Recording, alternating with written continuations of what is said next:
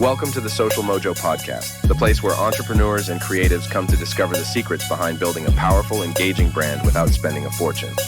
Let's meet the host, Mr. Anthony Porter, your guide on this journey to harness the power of organic social media.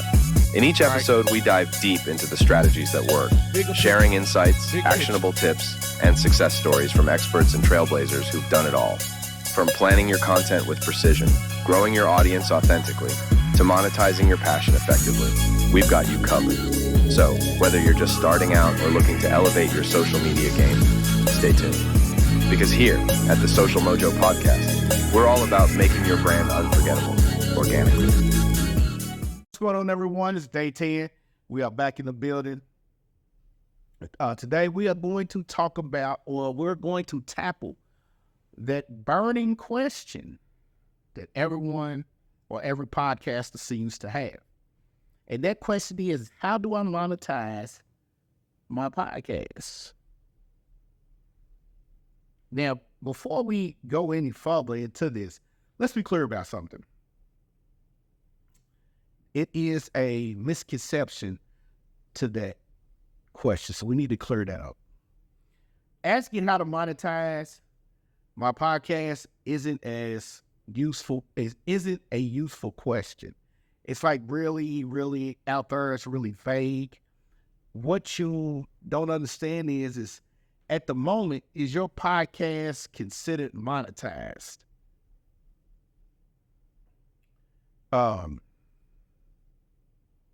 Is it when you start making money? So you're asking the question, at what moment do you consider your podcast monetized? Like I said, is it where you feel like you're making some money?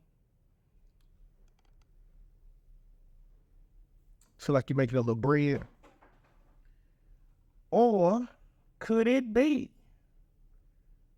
that you're thinking that when you're making this money, who's paying you? So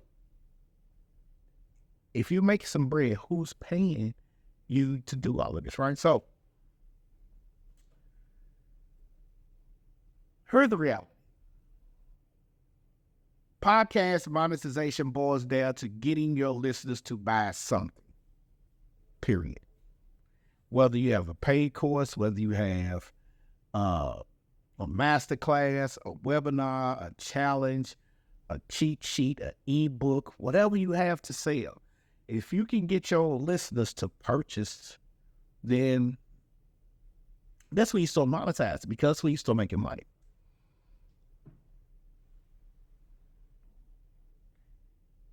It could be from sponsorships. Like, depending on how well you do,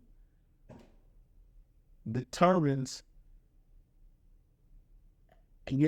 like how many listeners do you have, how many people download, and then it turns into the fact that once you start getting all of these parameters in place, the main question is, do you have enough listeners? Do you have enough subscribers for big companies to, or even small companies to reach out and say, hey, we have a budget that we need to get on a spot on your podcast, a segment for a couple of weeks, a month. And we want to get your listeners because we feel like that we are a perfect fit. So that's how you get the sponsorships, and that's how you get partnerships. Sometimes partnerships doesn't always consider to have money. Like, you could have a partnership, say like there's a company out there and they don't do this. I'm just throwing it out there. There's a company out there called Z Sounds. They specialize in certain audio, video, not video technically, but audio equipment for like bands, podcasters, DJing, things like that. You could partner with them and they could like send you your equipment to test down for you to keep. There are companies that do that. So you really have to be at the point where when you start to monetize or you start to get into the sponsorships and all of that, there's two different sponsorships. One is a paid sponsorship. The other is a equipment or product type sponsorship, okay?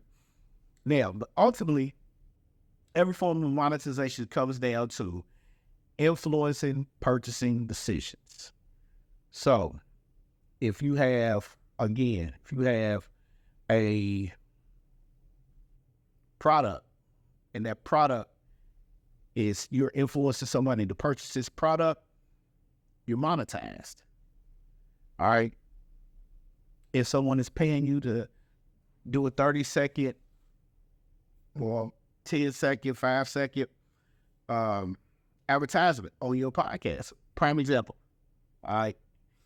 If anybody's ever watched $1 Million Worth of Game, shout out to Gilly and Wallow. They'll start their segment off.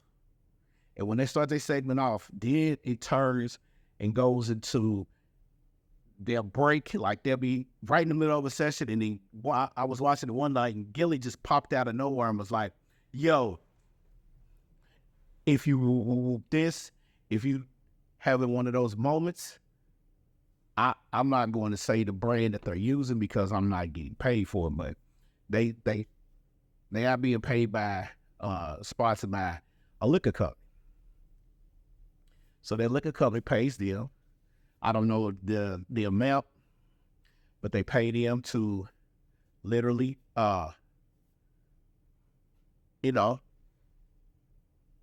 mention their product on their podcast. If you're watching the Drake champs, now I don't know the parameters of the Drake champs, but if you pay attention, there are certain beverages on Drake champs that they drink. And then you will hear throughout some of the podcasts, Nori, shout out to Nori and EFN, you will hear them, and Nori will say the big homie or somebody sent over a bottle of Ace. Now I say that because, hey, that's what he says. I'm not going to tell you. Y'all get the picture. So, now, that's how when you're gunning to make a complete living off of this, when you start monetizing, right? So, when you start monetizing and you're gunning to make a living, you can't be a novice podcaster. A podcaster doesn't see direction. So, they just seeking the sponsorships. They don't understand that there are other ways that you can make money to monetize. So in order to monetize, you have to be able to, you have to broaden your horizons. And a lot of people do not broaden their horizons because they only heard one way and that's the way that they learn. But securing a sponsorship is complex. It requires significant audience size to be profitable. You're not going to get a profitable sponsorship if you only have, a lot of people don't get it. Like, downloads is not what gets you sponsorship. The subscribers is what gets you sponsorships. Your audience itself, like people want to see the KPIs and the RFO. They want to see all of that. They want to know, okay, is it 500 subscribers or is it 5,000 subscribers? Is it 5,000 subscribers or is it 500,000, 50,000? Whatever the number may be, they want to see all of that. Downloads, how many people are downloading? Downloading is a way of people who listen to the podcast and then they turn around and they might download it because they, might be in the gym, might be at home doing something. They have to stop. They might miss the episode. They want to go back and listen to it. It might be something in there that you spoke that they want to hear. So, again, it's not about the downloads. It's about how many subscribers you have to your podcast. I mean, you're a businessman, businesswoman. You're supposed to go out and seek other revenues to help, channel your business. But understand the ramifications of what you're doing in order for you to be that successful. There are many podcasters, I've been around and seen. They become starstruck. Well, not starstruck. They become surprised and how much work in finding, pitching, selling, and closing and fulfilling on brand deals actually is. I've listened to numerous podcasters, David Sands, Nehemiah Davis, Pat Flynn, and just to hear them talk, they discuss getting deals. They discuss like some of the like Sleepers for Circles and Circle CEO, Circle of Greatness. They have people come on and they do interviews with certain, groups of folk who discuss like influencers. See, influencers are the ones who seek the brand deal. That's a lot of work. And when I listen to some of these podcast episodes, I'm like, whoo, that's a lot of work to be putting in. So you have to understand that adding that type of sponsorship and partnership, it takes up a lot of your time. So being an influencer is almost like a full-time job. The only difference is you're making content about it. So when podcasters become more mature, the competition has increased. So does the cost of standing out. So you spend more, a lot of times you spend more than you make. So you have to be careful. I'm not here to tell you not to do none of that. What I'm here to let you know is you spend more than what you make. You're in the red. You gotta fall back, do an audit, and make sure that everything is on point. You're trying to make money, not constantly spend money. All right, so be clear about that. You have to be clear on your mission. Remember, we talked about the mission. We talked about your audience. We talked about the podcast ladder. All of this plays into public because right now we're in the monetization portion. All of your hard work can be paid off, but you have to be able to do it a certain way. You can't just sit there and thinking because you think you have a hot topic. There's 1.5 million other podcasters in this world that think they have the number one topic. I'm one of them. But I need to deliver upon showing exactly what that is. So you'll likely need to invest more to grow your podcast to a size that finally makes sponsorships worthwhile. So if you think about it, if you're serious about it, I ain't gonna say think about it. If you're serious about it, invest it into your podcast and you're looking at your return on investment is what makes this work. Now, if you're just putting money in and you ain't looking for no return on investment and you're going out here and you're buying all the tools, all the tricks, all the skills, all the equipment that you need to have, but you have no return on investment, you have no plan for that, that's a problem. But if you've mapped out what you need to do, and that's terrific.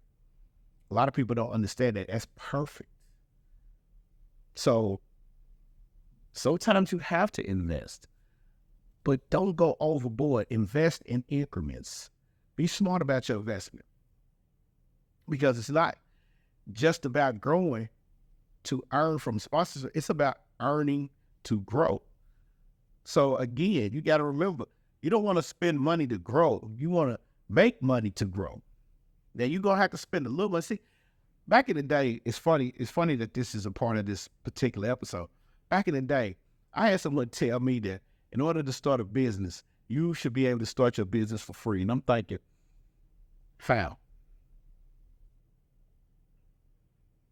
When we always sit back and we complain about credit scores and going to the bank and doing this, trying to get a loan, and how we start for free. We're borrowing other people's money that we have to make a profit or somewhat make a revenue adjustment to where we got to pay that back. And you might not see a profit for 5 years. And what I mean by profit is you still got bills to pay, you got overhead to pay, you got employees to pay. So just remember, We want to earn and grow, not grow and earn. That's reverse backwards. That's just backwards. So yeah, we want to grow and earn. Okay. So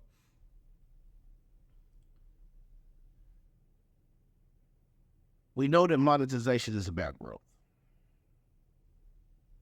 We know this. We understand this wholeheartedly. The key is, what are you going to do in order for you to monetize?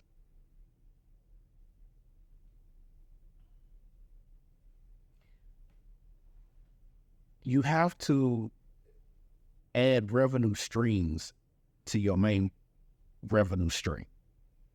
So if you have podcasting is your revenue stream, what else can you add to that? Add t-shirts, skull caps, like clothing merch, things like that, digital course, masterclass, speaking engagements. All of this can play a role. You just got to know how to monetize. You got to be able to hone in on what's going to make you an entrepreneur. Put your entrepreneur hat on. All right. There are people out here making 6-7 figures selling digital products like journals, calendars, toolkits for business, greeting cards, customized greeting cards. So put your entrepreneur hat on and come up with the idea to monetize. Don't just sit back and think that it's going to take place. You can't play with house money. You need to get that real money, okay? So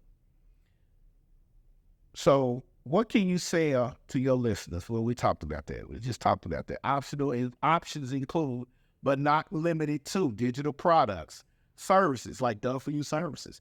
You can start a coaching and consulting business on teaching people how to run podcasts or how to produce a podcast if you're a producer. You can do memberships. Like you can get some exclusive content and Patreons to where you have the podcast, but do you have the behind the scenes question and answer that everybody else is not exclusive to? To get some of those realistic after the episode questions answered. You can do like paid communities, merchandise, live events, group programs, etc. Behind the scenes access. Like you can literally, like, so for instance, like this week coming up, the podcast summit is in Atlanta, Georgia. Tickets was like $2 something. VIP was like $7 something. Now the normal people would pay like I think it was $297, so around there, I think. Now you making this an event because this is a weekend. It's just, listen, you're down there for 2 days. You're down there Thursday and Friday in Atlanta, which leads into Saturday or Sunday. So you got to have a hotel for 4 days. All right. But the event is going to be so informative and so impactful. You're willing to pay that. And plus they gave you enough time. Like last year was in Miami. This year's in Atlanta. I'd love to see what's going to be at next year. Love to see what's going to be at next year. I'm going to have to make that true. But it's more or less like, okay, if we're going here, we're going to be here, and this is what we need. Start planning. And listen to what the folk tell you. So like events, networking events, these masterminds and everything. And listen, man, there's ways to make money. And I just told you, they're making money because, listen, you're paying for your ticket for the 2-day event. You're paying for, if you get the VIP, and then they have another VIP where they meet on a Sunday and they have brunch. All right, they meet on a Sunday and they have brunch. So you think about that. You might be paying $1,500 for the whole weekend. But there are so many different things included. I think last year they had the 2-day event. They had a dinner. Then they had a brunch. They had entertainment. They had multiple guest speakers coming in. They had merch. They had everything. It's all according to what your budget is. But in order for you to be successful, you need Go to these events, see what the other folk are doing, and then you implement what they're doing. Don't steal it. Just tweak it to your niche. Your niche. So for business owners, is this the products and services that works for you? If you're a coach, podcasting is it. And I'm telling you, I've been talking about this for a while. Every business owner, everyone needs a podcast. And quit the, first of all, here's what I'm gonna need everybody to stop doing. I'm gonna need everybody to stop thinking that the podcast industry, or once somebody gets started, it's oversaturated. Your message and my message is entirely different from each other. We have the same topic, but everything is different. And then the way that I might deliver is different than the way that you're going to deliver. So it doesn't make a difference. You might say one thing that the other person is saying, the same thing, but y'all saying it in a different way. Everybody learns different. I've told my story 100 times. I'll tell it again. I definitely learned different. I'm dyslexic. Most people read from, if you read from left to right. I'll read from right to left and then back to left to right, and I have to process everything quick. I have to process everything as fast as I possibly can. And I used to hide it because I didn't want the other kids or all the adults to make fun of me because, you know, I didn't want them to think I was stupid. It wasn't about me being stupid. I was a above average kid in class, just at points where I would hamper myself because of my learning disability. I didn't have a disability. It was just a learning disability. And so I just kept myself from learning the way that other kids learn. So make sure you have offers. Make sure you monetize. Have a product that you can sell or something you can offer. That way you open the floodgates. Not only do people feel like the best advertisement is word of mouth. And then if you have a great product, the best product advertisement is word of mouth. Believe it or not, it's definitely word of mouth.